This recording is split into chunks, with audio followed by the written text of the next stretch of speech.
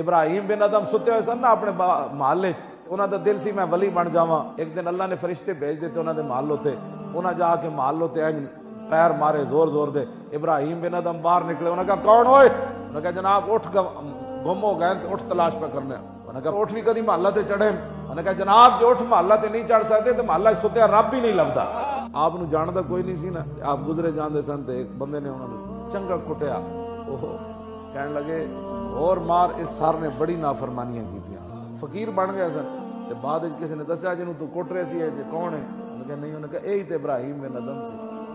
آپ فقیر ہو گئے نا تے باغ دے قریب تو گزرے تے اوتھے انگور لگے ہوئے سن. تے آپ اندر گئے اس باغ والے کو فرمایا یار انگور دے دے. انہوں نے کہا پیسے دے. انہوں نے کہا پیسے تے نہیں ہے میں جڑی پرانی جتیاں پائیاں نے لے لے. انہوں نے کہا جتیاں نہ بھی کدی انگور ربا نکلے تو.